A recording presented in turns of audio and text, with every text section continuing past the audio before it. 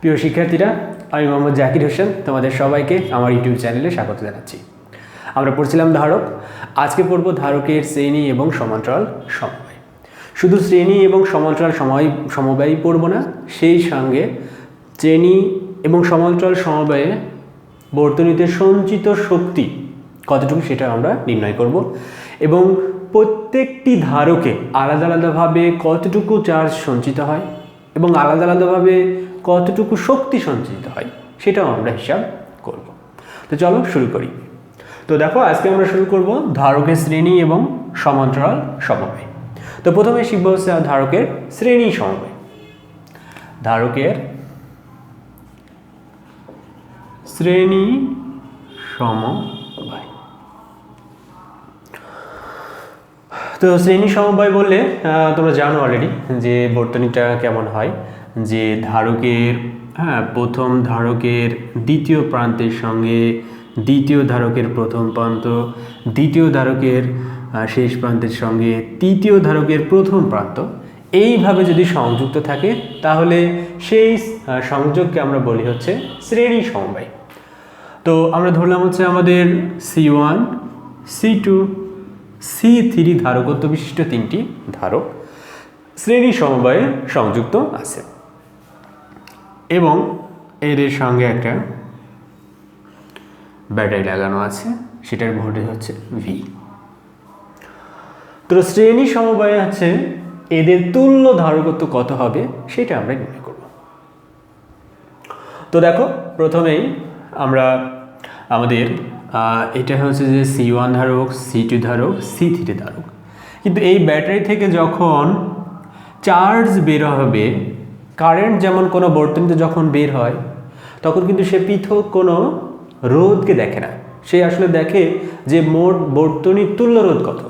ঠিক তেমনিভাবে এই ব্যাটারি থেকে যখন চার্জ বের হবে সে কিন্তু এই আলাদা আলাদাভাবে তিনটা আসলে ধারককে দেখবে না, সে তিনটা ধারকের তুল্য ধারকত্ব কত সেটা দেখে বের হবে। তুল্য ধারকত্বের মান যদি বেশি হয় তাহলে বেশি পরিমাণ চার্জ বের হবে, তুল্য ধারকত্বের মান যদি কম হয় তাহলে কম পরিমাণ চার্জ বের হবে। তো দেখো, যেহেতু এই তিনটা ধারকই শ্রেণী সমবায়ে আছে, তাহলে যদি ধারকের এই পাতে প্লাস কিউ চার্জ জমা হয়, এই পাতে অবশ্যই হবে মাইনাস কিউ চার্জ। এই পাতে যদি প্লাস কিউ চার্জ হয়, এই পাতে হবে মাইনাস কিউ চার্জ। এই পাতে প্লাস কিউ চার্জ হলে এই পাশে হবে মাইনাস কিউ চার্জ। আবেশ প্রক্রিয়ায় পজিটিভ নেগেটিভ সমান। তার মানে দেখো, শ্রেণী সমবায়ের আরেকটি উল্লেখযোগ্য শর্ত সেটা হচ্ছে যে শ্রেণী সমবায়ে সংযুক্ত ধারকগুলোতে অবশ্যই চার্জের পরিমাণ সেম হবে, একই হবে। তাহলে শ্রেণী সমবায়ে চার্জের পরিমাণ প্রত্যেকটি ধারকে একই। আচ্ছা, তো দেখো, আমরা জানি যে আমরা এই প্রথমেই শিখেছি, সেটা হচ্ছে ধারকত্বের সংজ্ঞা অনুযায়ী কিউ ইজ ইকুয়াল টু হচ্ছে CV। তো দেখো, C1 ধারকের ধারকত্ব C1 দেওয়া আছে, চার্জ আছে কিউ পরিমাণ, তাহলে এই ধারকের বিভব কত হবে? তাহলে আমরা বলতে পারি বিভব, প্রথম ধারকের বিভব তাহলে V1 ইকুয়াল টু, দেখো V ইজ ইকুয়াল টু লেখা যাবে কিউ বাই সি। এই সূত্রের সাথে আমরা লিখতে পারবো, দেখো কিউ ডিভাইড বাই হচ্ছে C1। এই ধারকের দেখো বিভব কত হবে? V2 ইকুয়াল টু আমরা লিখতে পারবো কিউ ডিভাইড বাই C2। এই ধারকের দেখো বিভব পার্থক্য V3 ইকুয়াল টু আমরা লিখতে পারবো কিউ ডিভাইড বাই C3। তার মানে দেখো যে শ্রেণী সমবায়ে ধারকগুলোতে প্রত্যেকটিতে চার্জের পরিমাণ একই হলেও বিভব কিন্তু এক না, বিভব কিন্তু অবশ্যই আলাদা। আচ্ছা, তো এখন দেখো, তাহলে V বিভব এইখানে দেখো ড্রপ হবে, এই ধারকে V1, এই ধারকে V2, এই ধারকে V3। তারপরে আমরা লিখতে পারি, দেখো শ্রেণী সমবায়ের জন্য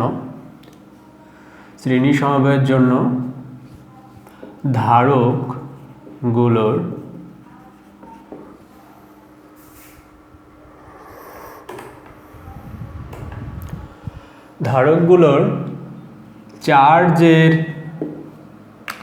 পরিমাণ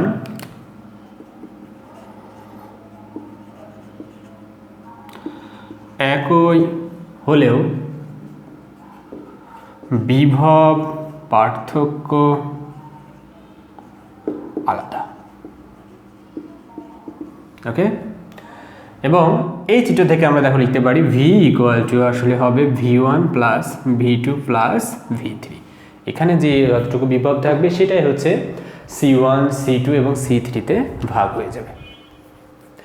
তো এখন দেখো যে তুল্য ধারকত্বের জন্য যদি এই বর্তনীর সমতুল্য একটা আমরা ইকুইভ্যালেন্ট বর্তনী আঁকাই তাহলে কেমন হবে, অর্থাৎ এই তিনটা ধারকের পরিবর্তে একটা ধারক শ্রেণীতে আছে, সেটার নাম বললাম আমরা হচ্ছে CS।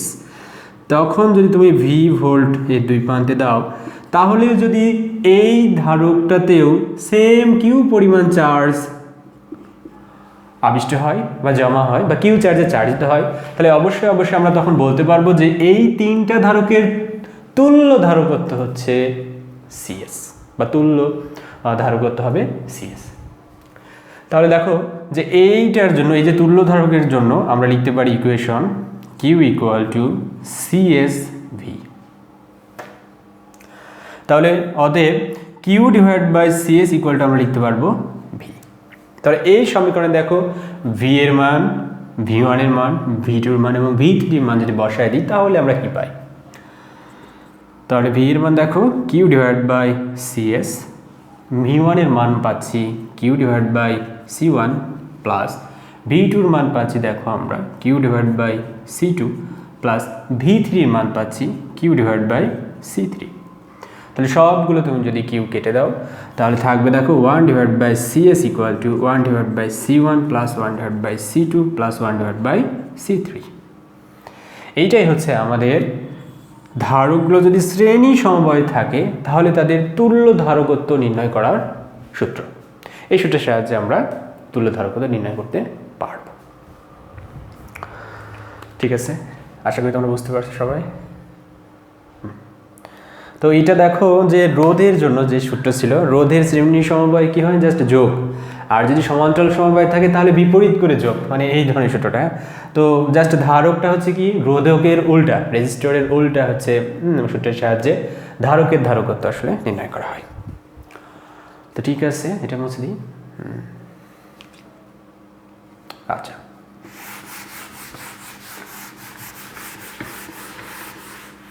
তো দেখো এই সূত্রে যদি দুইটা, আমাদের সাধারণত যেটা হয় যে দুইটা ধারকের তুল্য ধারকত্ব আমরা নির্ণয় করি, যদি দুইটা থাকে তাহলে দুইটা ধারকের ক্ষেত্রে দুইটি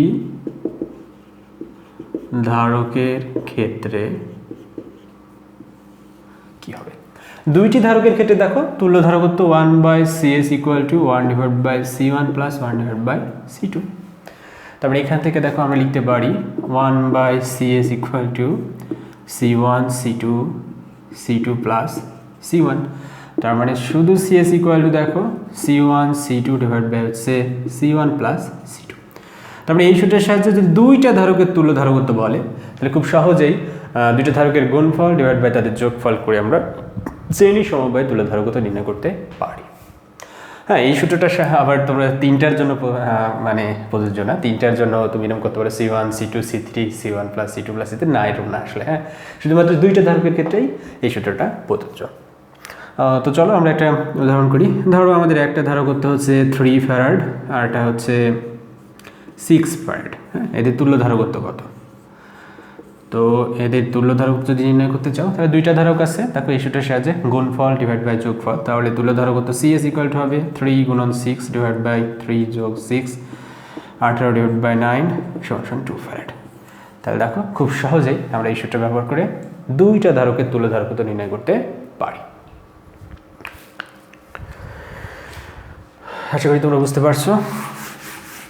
এই সূত্রটা একটু মনে রাখো, অবশ্যই এই সূত্রটা হচ্ছে শুধুমাত্র দুইটা ধারকের তুল্য ধারকত্ব নির্ণয়ের সূত্র। হ্যাঁ, তিনটার ক্ষেত্রে কিন্তু প্রযোজ্য না। তো এখন যদি দেখো যে দুইটার ধারকত্ব যদি সমান হয়, এটা ধরো C1 সমান সমান যদি C2 হয় তাহলে CS ইকুয়াল টু কত হবে দেখো, তাহলে C দুইটা সমান C ধরলাম, ধর তাহলে C square divide by 2C, তাহলে C একটা কেটে দিলে C ডিভাইড বাই 2। তারপরে দুইটা দুইটা ধারকের ধারকত্ব যদি সমান হয় এবং তারা যদি শ্রেণীতে সংযুক্ত থাকে তাহলে তাদের তুল্য ধারকত্ব হবে হচ্ছে যে কোনো ধারকের ধারকত্বের অর্ধেক। সেটা কেমন, ধরো একটা ধারকত্ব হচ্ছে 6 ফ্যারাড আর একটারও 6 ফ্যারাড। তাহলে তুল্য ধারকত্ব কত হবে এদের? তুল্য ধারকত্ব হবে যে কোনো একটা অর্ধেক, সেটা হচ্ছে CS ইকুয়াল টু 6/2 3 ফ্যারাড। ওকে, এই সূত্রটা অবশ্য অনেকগুলো যদি একসাথে যুক্ত থাকে তার ক্ষেত্রে মানে 5টা 7টা 6টা যত জায়গায় যুক্ত থাকবে ওই সংখ্যাটা আসলে জাস্ট দিয়ে ভাগ করলে পাওয়া যায়। হ্যাঁ, তো দুইটার জন্য আমরা এটা মনে রাখবো, এটা আসলে সুবিধাজনক। আশা করি বুঝতে পারছো মুছে দিই। ঠিক আছে।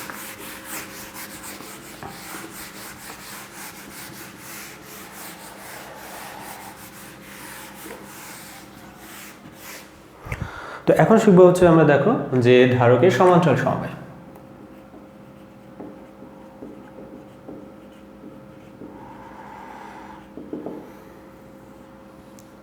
ধারকের সমান্তরাল সমবায় এটা কিভাবে করব? তো ধারকের সমান্তরাল সমবায় বললে হচ্ছে যে ধরো যে সকল ধারকের প্রথম পৃষ্ঠগুলো একটা নির্দিষ্ট বিভবে এবং দ্বিতীয় পৃষ্ঠগুলো একটা নির্দিষ্ট বিভব পার্থক্যের সঙ্গে যুক্ত থাকবে, তাদেরকে আমরা বলবো যে সমান্তরাল সমবায়ে যুক্ত। এই বর্তনীটি লক্ষ্য করো, ধরো C1 C2 C3 এখানে V ভোল্টের একটা ব্যাটারি আছে। তো এই প্রান্তটা হচ্ছে V ভোল্টের প্রান্ত, এটা ধরো 0 ভোল্ট। তাহলে দেখো এটা হচ্ছে V ভোল্টের প্রান্ত, এটা 0 ভোল্ট। তাহলে C1 C2 C3 দেখো এই তিনটা ধারকেরই প্রথম পৃষ্ঠ বা প্রথম পাত V ভোল্টেজের সঙ্গে আছে এবং দ্বিতীয় পাত আছে হচ্ছে 0 ভোল্টের সঙ্গে। এই ধরনের বিন্যাসকে আমরা বলবো হচ্ছে সমান্তরাল সমবায়। তো এই ক্ষেত্রে তুল্য ধারকত্ব কত হবে সেটা আমরা নির্ণয় করব। তো দেখো যে তিনটা ধারকেরই দুই প্রান্তের বিভব পার্থক্য হচ্ছে সেম, একই, এবং তিনটা ধারকের ধারকত্ব কি আলাদা আলাদা। তাহলে দেখো যে তিনটার যদি আমরা জানি কিউ ইজিক্যাল টু হচ্ছে ভিসি, তো ভি এর মান সেম, সি এর মান যদি আলাদা আলাদা হয় তাহলে কিউ এর মান অবশ্যই কি হবে আলাদা আলাদা। তো এই ধারকে ধরো সঞ্চিত চার্জ Q1 ইকুয়াল টু হবে এই সূত্রের সাহায্যে আমাদের VC1। এই ধারকে হবে দেখো Q2 ইকুয়াল টু আমরা লিখতে পারবো VC2। এই ধারকে Q3 ইকুয়াল টু হচ্ছে VC3। তার মানে দেখো শ্রেণী সমবায়ে যে জিনিসটা ছিল সেটা হচ্ছে শ্রেণী সমবায়ে হচ্ছে যে সবগুলো ধারকে সঞ্চিত চার্জ একই, plus Q minus Q plus Q minus Q plus Q minus Q same. কিন্তু এইখানে দেখো যেহেতু ধারকগুলোর দুই প্রান্তের বিভব সেম কিন্তু চার্জের পরিমাণটা কি আলাদা। খুবই মনোযোগ দিয়ে এটা লক্ষ্য করো যে শ্রেণী সমবায়ে ধারকগুলোতে সঞ্চিত চার্জ কি থাকে একই, কিন্তু সমান্তরাল সমবায়ে দুই প্রান্তের বিভব পার্থক্য সেম, কিন্তু প্রত্যেকটি ধারকেই দেখো সঞ্চিত চার্জের পরিমাণ আলাদা আলাদা। তাহলে দেখো আমরা এখানে লিখতে পারি যে এই বর্তনীর অর্থাৎ এই যে ধারকগুলোর তুল্য ধারকত্ব যদি নির্ণয় করতে চাই তাহলে এই বর্তনীরই সমতুল্য আর একটা বর্তনী আমরা দেখাতে পারি তিনটা ধারকের পরিবর্তে একটা ধারক, এবং এইটার বিভব যদি সেম ভি হয় এটাকে আমরা প্যারালালেন্স তো সিপি বললাম। তাহলে দেখা যাবে যে এই ক্ষেত্রে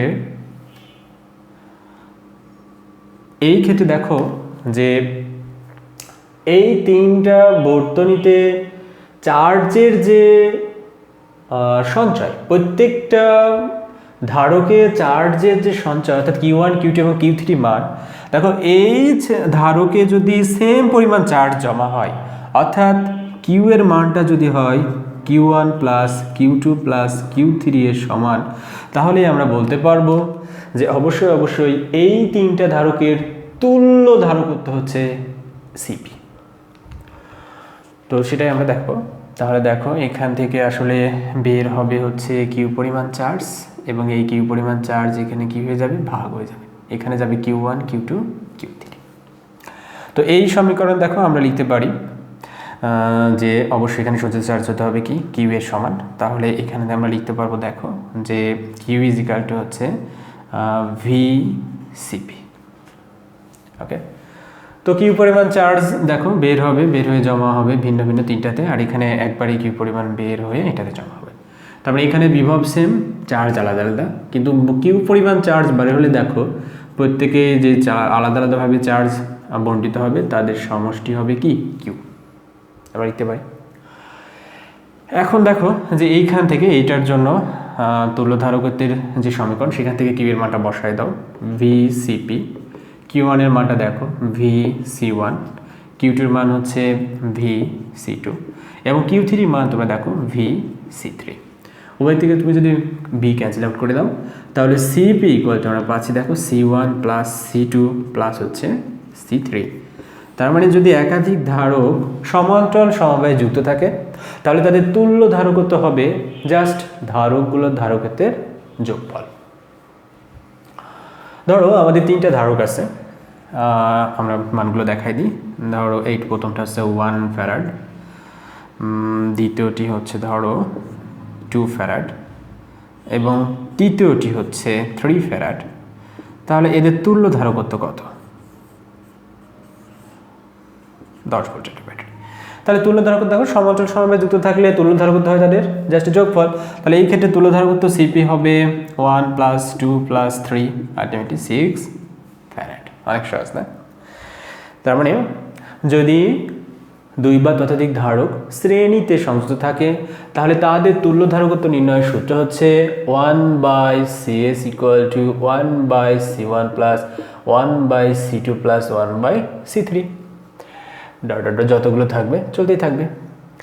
আর যদি একাধিক ধারক সমান্তরাল সমবায়ে যুক্ত থাকে তাহলে তাদের লব্ধি হবে হচ্ছে তাদের জাস্ট যোগফল, CP equal to C one plus C two plus C three. Okay প্রিয় শিক্ষার্থীরা, আশা করি তোমরা বুঝতে পারছো ধারকের শ্রেণী এবং সমান্তরাল সমবায় সম্পর্কে। মুছে দিই। তাহলে ধারকের শ্রেণী সমবায় নির্ণয় করতে হলেই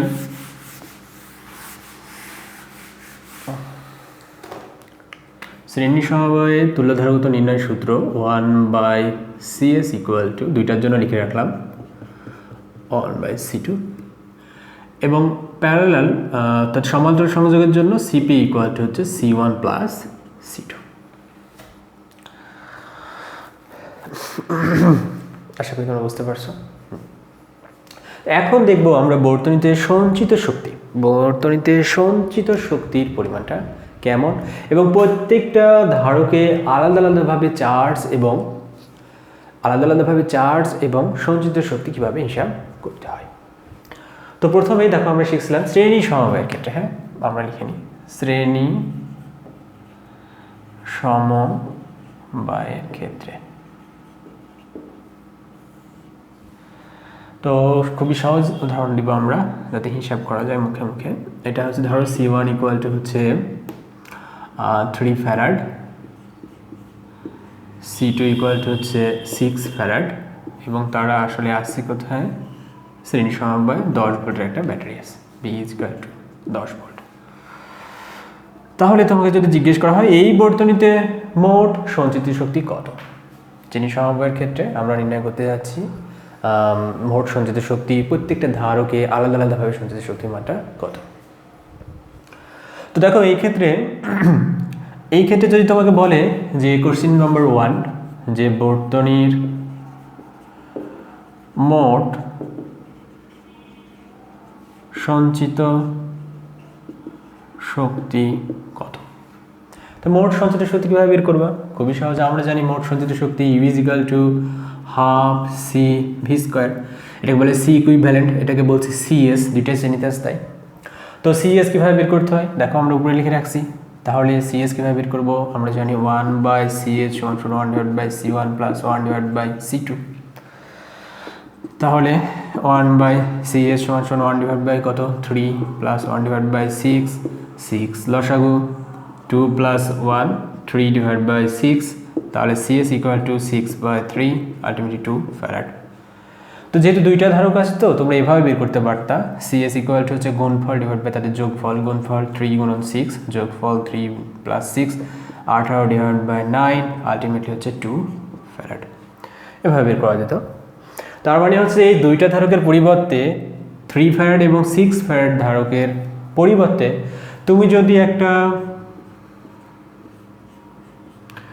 2 ফ্যারাডের ধারক এই 10 ভোল্টের ব্যাটারির সঙ্গে লাগাই দাও, তাহলে কি হবে? এই দুইটা ধারকে যতটুকু চার্জ সঞ্চিত হবে সম্মিলিতভাবে, বা যতটুকু শক্তি সঞ্চালিত হবে সম্মিলিতভাবে, অবশ্যই শক্তি, হ্যাঁ, চার্জ তো দুইটাতে সেম হবে। এই দুইটা ধারকে যতটুকু শক্তি সঞ্চালিত হবে, এই 2 ফ্যারাড মানের ধারকেও সেম পরিমাণ শক্তি সঞ্চিত হবে। এই জন্যই এই দুইটার ইকুইভ্যালেন্ট অর্থাৎ 3 ফ্যারাড এবং 6 ফ্যারাড ধারকের ইকুইভ্যালেন্ট হচ্ছে বা তুল্য ধারকত্ব হচ্ছে 2 ফ্যারাড। এটা আমরা দেখালাম। তাহলে সঞ্চিত শক্তি কত দেখালাম, আমরা বের করতে পারি এইভাবে যে হাফ সিএস এর মান কত, সিএস এর মান দেখো 2 এবং ভি এর মান কত 10, তারপরে স্কোয়ার, আলটিমেটলি দেখো কত হয় 2 ক্যান্সেল আউট 100 জুল। তো এইটা তোমরা পারো। কিন্তু এখন যদি আমি বলি আলাদাভাবে যে C1 এর সঞ্চিত শক্তি কত, C2 তে সঞ্চিত শক্তি কত, তাহলে আমরা কিভাবে করব? তো যেহেতু সূত্রে দেখো C1 এবং C2 মান আমরা জানি, কিন্তু C1 এবং C2 দুই প্রান্তে আসলে বিভব পার্থক্য কত সেটা আমরা জানি না। সেটাকে তাহলে বের করতে হবে। সেটা কিভাবে বের করবো দেখো, কিন্তু এতটুকু জানি, দেখো আমি তোমাদের বারবার লিখে দিছি যে শ্রেণী সমবায়ে অবশ্যই কথাটা শোনো, শ্রেণী সমবায়ে অবশ্যই ধারকগুলোতে চার্জের পরিমাণ কি হবে? সেম হবে। তাহলে দেখো যে এখান থেকে এই ব্যাটারি থেকে যখন চার্জ বের হবে, সে কিন্তু C1 এবং C2 কে আলাদাভাবে দেখবে না, সে দেখবে C1 আর C2 তুল্য ধারকত্ব কত, 2 ফ্যারাড। এই 2 ফ্যারাড অনুযায়ী এখানে কি হবে? চার্জ বের হবে। তাহলে দেখো এইটা দিয়ে আমরা কতটুকু চার্জ বের হবে সেটা বের করতে পারি। তাহলে দেখো 2 নম্বর কোশ্চেন হচ্ছে আমাদের ধারক দ্বয়ে সঞ্চিত চার্জ কত।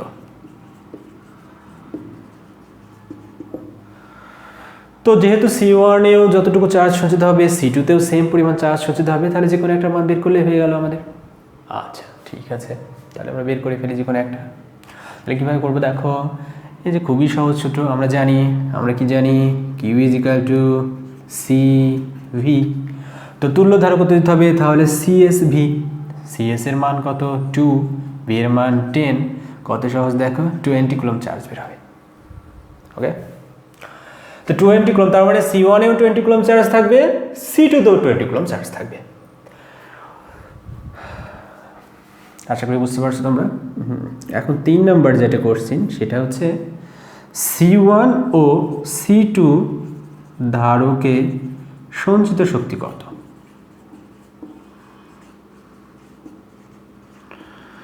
তার মানে দেখো যেটা কিভাবে বের করতে হবে, তার মানে আলাদা আলাদা চাইছে, C1 এবং C2 তে দুইটাতে কি আলাদা আলাদা শক্তি সঞ্চিত হবে, সেটাই আমরা বের করবো।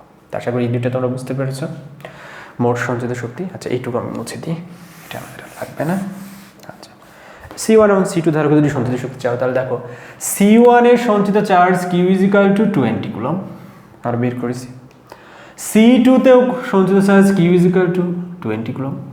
তাহলে চার্জ আছে, ধারকত্ব আছে, চার্জ আছে, ধারকত্ব আছে, তাহলে এখানে বিভব পতন কতটুকু বের করা যাবে। আচ্ছা বিভব পতন বের করে ফেলি। তাহলে C1 ধারক বিভব পতন V1 = আমরা জানি Q = CV, তাহলে V = Q/C। তাহলে V1 = হচ্ছে Q/C1, Q এর মান কত 20, C1 এর মান 3, 3 6 18, 6.67 ভোল্ট পেয়ে গেছি। তো এইখানে দেখো যে C1 এ যদি 6.67 ভোল্ট ড্রপ হয়, তাহলে 10 মাইনাস এটা বাকিটুকু এখানে ড্রপ হবে, অথবা বের করতে পারো V2 = Q/C2, 20/C2 মান 6, তার মানে 3 6 18, 3.33 দিলাম। হ্যাঁ, তাহলে দুইটা সমষ্টি কত হয় 10 ভোল্ট। তা 10 ভোল্টের মধ্যে দেখো A প্রায় কত 7 ভোল্ট আর A হচ্ছে প্রায় 3 ভোল্ট, আলটিমেটলি দুইটা সমষ্টি 10 ভোল্ট। তাহলে C1 এবং C2 ধারকের সঞ্চিত শক্তি, সেটাকে C1 এ বললাম U1, UI = half C1 V² V1², সেটা কত হবে হাফ। C1 এর মান কত দেওয়া আছে 3, V1² এর মান 6.6784 কত হবে, একটু ক্যালকুলেটর চেপে তোমাদের বলে দিই। 6.673 স্কোয়ার ইন্টু 3 ইন্টু 0.5, আমরা এটা হিসাবে সুবিধার্থে জন্য ধরলাম 66.7 জুল। ওকে, তাহলে দেখো প্রথম আমাদের ধারকের সঞ্চিত শক্তি এটা। আচ্ছা, দ্বিতীয় ধারকের সঞ্চিত শক্তি কত হবে?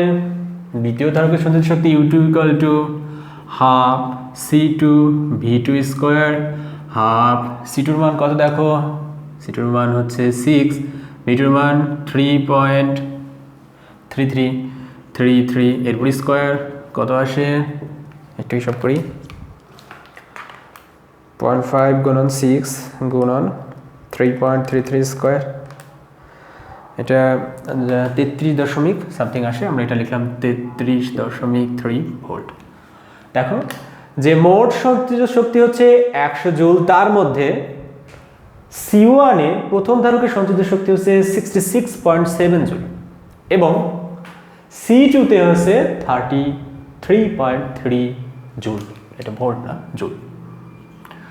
আশা করি বোঝা গেছে যে প্রত্যেকটা ধারকে দেখো আমরা সঞ্চিত চার্জের পরিমাণ এবং প্রত্যেকটা ধারকে আলাদা আলাদাভাবে বিভব পার্থক্য এবং প্রত্যেকটা ধারকে সঞ্চিত শক্তির মানটাও আমরা বের করলাম। তো আশা করি তোমরা সবাই বুঝতে পারছো। এইবার দেখবো আমরা সমান্তরাল সমবায়ে সঞ্চিত শক্তি পরিমাণটা কেমন হয়।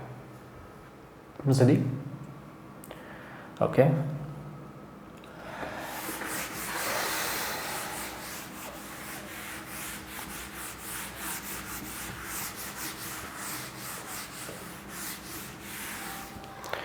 তো সেম মানগুলোই দিলাম। ধরো আমরা এই একটা ধারক 3 ফ্যারাডের, এই একটা ধারক 6 ফ্যারাডের, C1 নাম দিলাম, এটার C2 নাম দিলাম C1, হ্যাঁ। এবং এই দুইটা দেখো সংযুক্ত আছে 10 ভোল্টের একটা ব্যাটারির সঙ্গে, ওকে। তাহলে এই ক্ষেত্রে বর্তনীর মোট শক্তি কত? তাহলে বর্তনীর মোট শক্তির জন্য আমাদের প্রথমে সিপি লাগবে। সিপি কত? C1 প্লাস C2 সরাসরি যোগফল 9 ফ্যারাড। তাহলে মোট সঞ্চিত শক্তি U is equal to half CP V square, half সিপির মান কত দেখো, সিপির মান 9, ভি এর মান কত 10, তারপরে স্কোয়ার, তাহলে 900 ভাগ 450 জুল। তাহলে মোট বর্তনী দেখো তুল্য ধারকত্ব পাইলাম এবং সঞ্চিত শক্তি পাইলাম। তো C1 এবং C2 তে এই দুইটাই যদি তুমি আলাদা আলাদাভাবে সঞ্চিত শক্তি বের করতে চাও তাহলে কত হবে? তো দেখো 10 ভোল্ট, এই ধারকের দুই প্রান্তে আসলে কত ভোল্ট আছে? 10 ভোল্ট। এই ধারকের দুই প্রান্তে কত ভোল্ট আছে? 10 ভোল্ট। তাহলে আমাদের সঞ্চিত শক্তি বের করতে লাগে দেখো ধারকত্ব এবং বিভব। তাহলে দেখো আমরা লিখতে পারি C1 ও C2 ধারকে সঞ্চিত শক্তি কত? এই দুটো আলাদা আলাদা করে বের করে দেখি এটা সমান হয় কিনা। তো প্রথমে U1 এর জন্য, প্রথমটার জন্য half C1 V square, V যেহেতু সেম, তাহলে হাফ C1 এর মান দেখো 3 আর ভি এর মান কত 10 স্কোয়ার, তাহলে 300 ভাগ 2 150 জুল। এবং U2 দেখো half C2 V square, half into C2 মান কত, C2 মান হচ্ছে 6, এটা হচ্ছে 10 স্কোয়ার, তাহলে এটা থাকে 600 ভাগ 2 300 জুল। দেখো আলটিমেটলি দুইটা ধারকে আলাদা আলাদাভাবে যতটুকু শক্তি 300 যোগ 150 সমান 450 জুল এবং টোটালটাও আমরা নির্ণয় করলে পাই হচ্ছে কত 450 জুল। তো আলাদা আলাদাভাবে দেখো দুইটা ধারকেই আমরা সঞ্চিত শক্তির পরিমাণ বের করলাম। এখন যদি জানতে চাই যে C1 এবং C2 তে চার্জের পরিমাণ কত, সঞ্চিত চার্জের পরিমাণ, তো আমরা বলে দিয়েছিলাম যে দেখো যে সমান্তরাল সমবায়ে ধারকে চার্জের পরিমাণ সেম থাকে কিন্তু এখানে বিভব সেম, তাহলে চার্জের মান কি হবে? আলাদা আলাদা। তো দেখো চার্জের মান কীভাবে বের করতে পারি, যদি চাই 2 নম্বর কোশ্চেন, যে C1 ও C2 ধারকে সঞ্চিত চার্জের পরিমাণ কত, এইটা যদি চাই তাহলে খুবই সহজ। দেখো যে বিভব দুইটার দুই প্রান্তের কত, এটা হচ্ছে 10 ভোল্ট, এটা হচ্ছে ধরো 0 ভোল্ট, তাহলে এইখানে সঞ্চিত চার্জ কত হবে? Q1 ইকুয়াল টু হচ্ছে C1 ভি, এখানে Q2 ইকুয়াল টু কত হবে? C2 V. C1 এর মান 3, ভি এর মান 10, কত হবে? 3 10 30 কুলম। এখানে কত হবে? C2 কত মান দেখো 6 গুণন হচ্ছে 10, 60 কুলম। তারপরে Q1 এবং Q2 মান হচ্ছে আমরা বের করে ফেললাম 60 কুলম। এবং এটার পরিবর্তে যখন আমরা ধরো একটা ধারক লাগাবো, সেটার মান কত হতে হবে 9 ফ্যারাড, এবং এটারও বিভব হবে কত 10 ভোল্ট। সেই ক্ষেত্রে দেখো এটার মান কি সিপির মান, এখানেও চার্জের মান Q equal to CP V, সিপির মান কত 9, ভি এর মান 10, আলটিমেটলি কত 90 কুলম। তার মানে এই ক্ষেত্রেও দেখো মোট চার্জ বের হবে 90 কুলম, এখানেও আসলে 90 কুলমই চার্জ বের হবে, কিন্তু বের হয়ে এখানে যেহেতু দুইটা ধারক সমান্তরালে আছে তাদের মধ্যে দেখো ভাগ হয়ে যাবে, এইটাতে আসবে হচ্ছে 30 কুলম এবং এটাতে আসবে 60 কুলম, আলটিমেটলি দুটো সমষ্টি কত 90। তো প্রিয় শিক্ষার্থীরা, এই ছিল সমান্তরাল সমবায় এবং হচ্ছে শ্রেণী সমবায় তুল্য ধারকত্ব, এবং তুল্য ধারকত্ব নির্ণয়ের পর বর্তনীর মোট শক্তি এবং প্রত্যেক ধারকে আলাদা আলাদা মোট শক্তি, আলাদা আলাদাভাবে শক্তির পরিমাণ এবং চার্জের পরিমাণ। তো প্রিয় শিক্ষার্থীরা, ভালো থাকো, সুস্থ থাকো, সুন্দর থাকো। আজকে এ পর্যন্তই। আল্লাহ হাফেজ, টাই টাই, বাবাই।